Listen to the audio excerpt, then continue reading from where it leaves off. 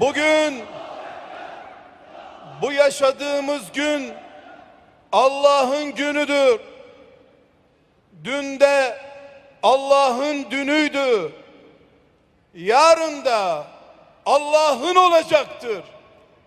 Bugün çektiğimiz acılar, çektiğimiz sıkıntılar, Doğu Türkistan'dan Batı Trakya'ya kadar kıvranan müminler Allah'ın rahmetinden umut mu kestik?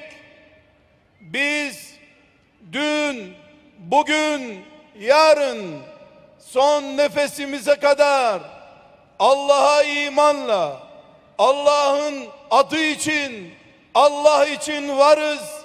Konya, Trabzon, İstanbul, Doğu Türkistan, Batı Trakya, bütün dünya, uzay, cinler, insanlar, melekler Allah'ın mülkünde birer nokta bile değiliz. Allah için varız. Allah için var olmaya devam edeceğiz. Gençler, özellikle siz iyi bilin ki bu getirdiğiniz tekbirler, bu haykırışınız bugün bizim kulaklarımızda da duyuluyor.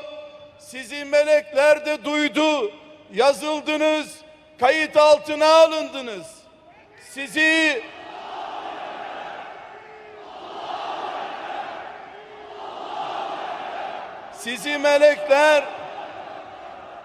melekler Allah'ın dini için tekbir getiren müezzinler gibi kaydettiler.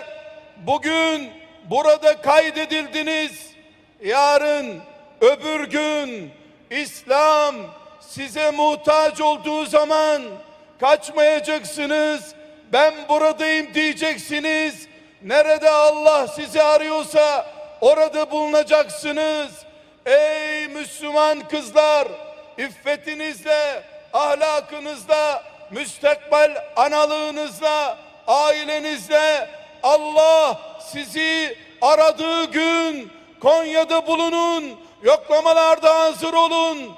Burada bağırdığınız gibi teheccüdlerde de Allah deyin, seher vakitlerinde Allah deyin. Haramla sizi karşılaştırmak istediği zaman şeytan, ben yokum, Allah'tan haya ederim deyin ve bu salondan Allahu Ekber diye çıktığınız yolun sonu Allah'ın arşı olsun. Ömerlerle buluşun, Eneslerle buluşun, Asiyelerle buluşun, Meryemlerle buluşun, Muhammed Aleyhisselam'la buluşun.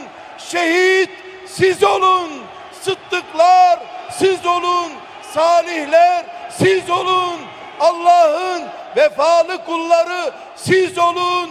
Bugün sizi duyan, gören melekler o gün şahitleriniz olsun.